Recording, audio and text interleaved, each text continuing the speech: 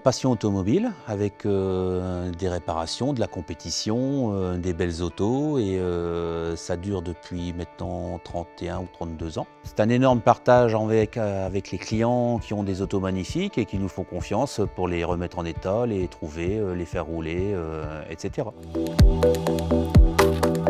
Notre métier, c'est la rénovation, l'entretien et la réparation. La vente, c'est franchement subsidiaire, on n'en faisait pas avant.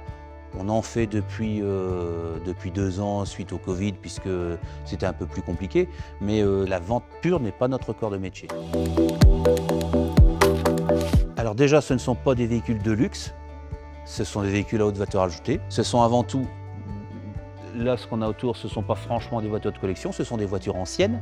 Les voitures de collection, ce sont des véhicules qui ont été produits à 4-5 exemplaires ou qui ont une histoire spécifique ou qui ont une année historique extraordinaire. Là, ça devient de la collection.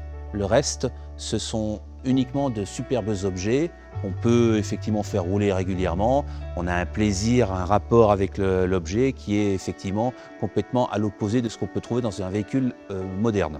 C'est compliqué à faire rouler, c'est compliqué à faire freiner, c'est bourré de défauts. Et c'est pour ça qu'on les aime.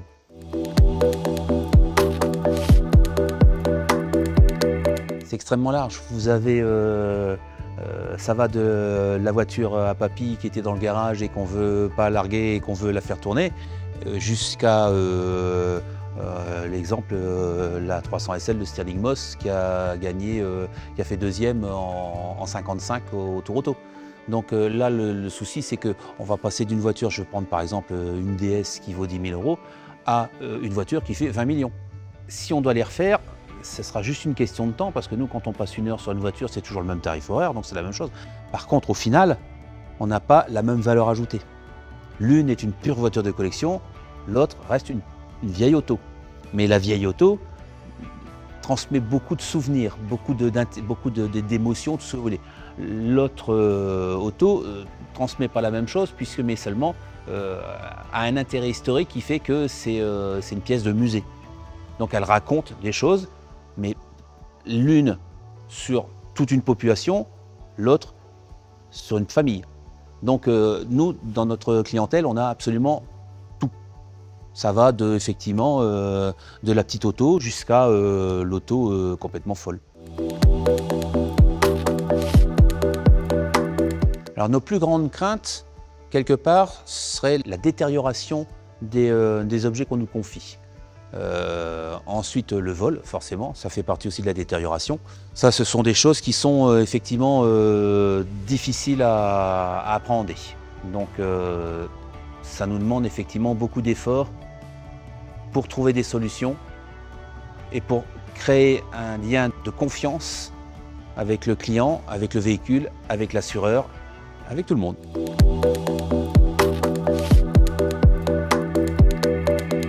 Au tout début, quand on fait garage, on ne sait absolument pas qu'est-ce qu'on va avoir comme clientèle.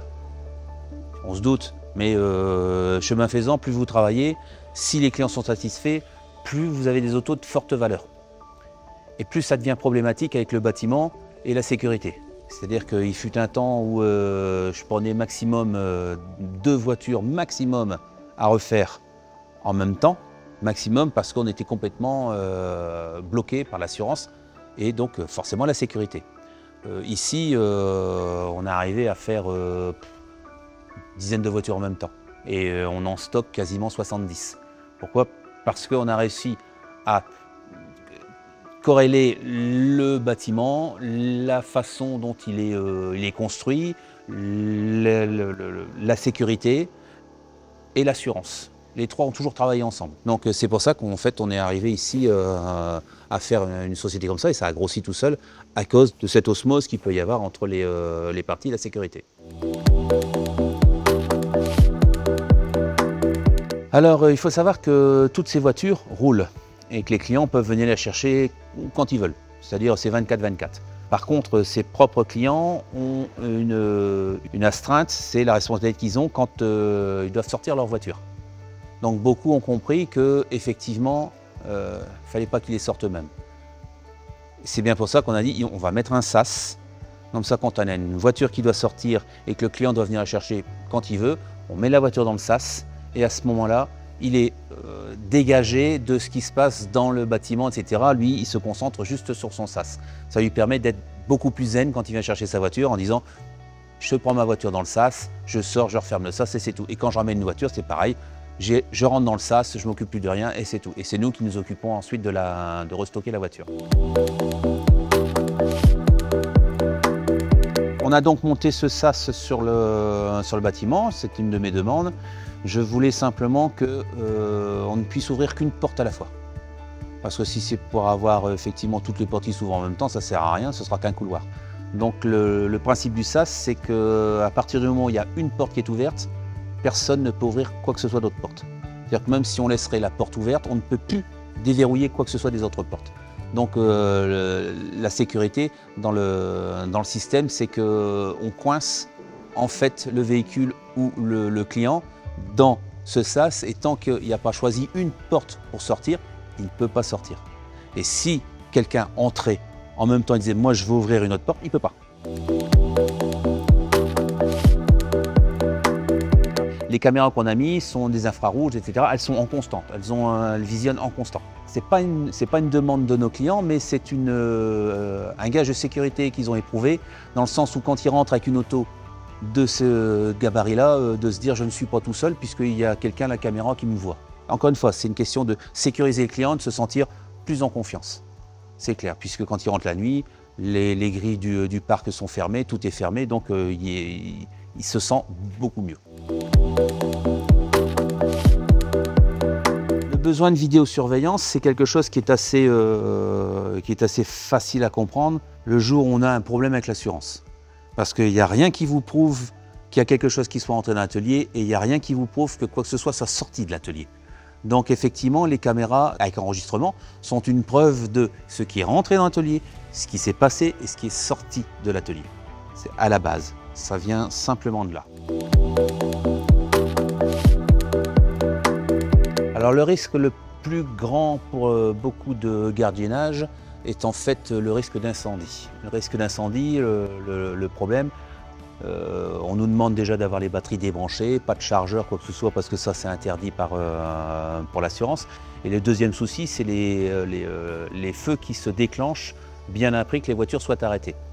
Donc, et on rentre nous dans une autre problématique, c'est qu'on a de très vieux modèles qui dégagent énormément de fumée. Donc impossible de mettre des spark springs parce que effectivement ça arrose les autos, toutes les autos sont foutues. L'assurance a dit ça marche pas. Puis j'ai quelque part, moi je me soucie pas de savoir si l'assurance ça vaut pas. Je me dis c'est mes voitures, je les sors pas quand il pleut, c'est pas pour les arroser parce qu'il y a l'incendie. La deuxième chose, c'était les détecteurs incendie. Les détecteurs incendie, pareil, on a le souci d'avoir une sensibilité aux vibrations. Ça, c'est assez marrant. Et aussi, pareil, à la fumée.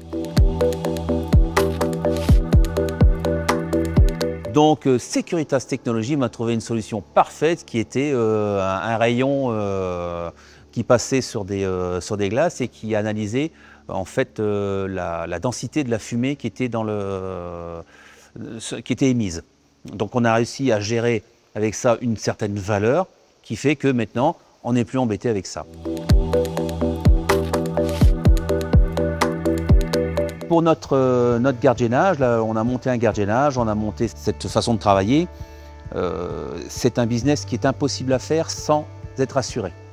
Et pour être assuré, il faut effectivement répondre avec une sécurité qui soit au cahier des charges de l'assurance, donc au niveau des normes R7 de chez Securitas Technologies, ainsi que beaucoup d'autres normes qui sont effectivement mises en place par les équipes de Securitas.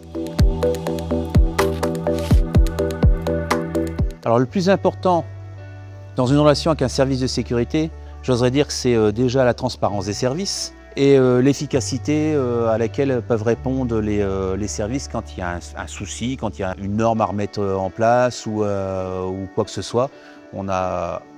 C'est quelque chose qui est extrêmement important de pouvoir connaître effectivement les équipes puisque On a de fortes valeurs ajoutées dans nos établissements et effectivement, ce sont des choses qu'on n'aime pas partager, avec lesquelles on ne communique pas et je suis très satisfait d'avoir trouvé une société qui soit capable d'avoir des agents qui soient efficaces et discrets.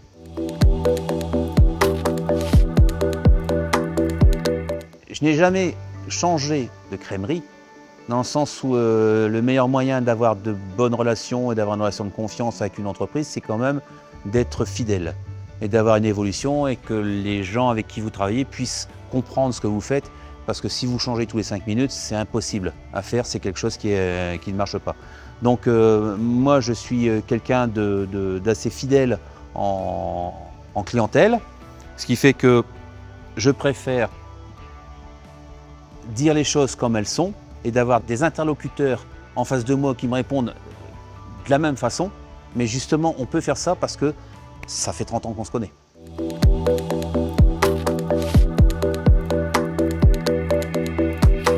Alors effectivement, il y a quelque chose qui est assez pratique. C'est cette sécurité, j'appellerais 360 degrés, dans le sens où on a un interlocuteur qui va nous permettre de gérer tout ce qui se passe en aval, en amont, sur les montages, ce qui se passe après, les contrats, etc. Ça, c'est quelque chose qui est assez, c'est pas assez, c'est extraordinaire. Dans le sens où avoir un seul interlocuteur et pas devoir s'épancher sur 50 000 problèmes qui vont greffer tout le tour, c'est quelque chose de super. On a pensé évoluer là avant Covid pour faire un bâtiment qui serait encore plus à même, puisqu'on voulait y mettre une école de mécanique, etc. Tout inclus dedans.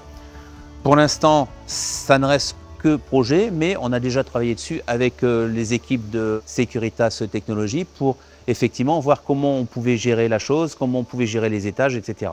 C'est un dossier qui est dans les cartons là et pour l'instant il est au chaud. Effectivement, je recommanderais facilement Securitas Technologies puisque j'ai toujours une réponse à toutes mes questions et à toutes mes demandes. Même si elles pouvaient paraître farfelues au début, puisque quand j'ai demandé de monter un SAS avec tous les machins, etc., beaucoup ont dit c'est pas possible, c'est pas la peine, ça ne marchera pas. Je suis tombé sur des techniciens qui se sont grattés la tête, qui ont dit on doit pouvoir faire quelque chose et qui ont toujours réussi à mettre les choses au point et ça fonctionne.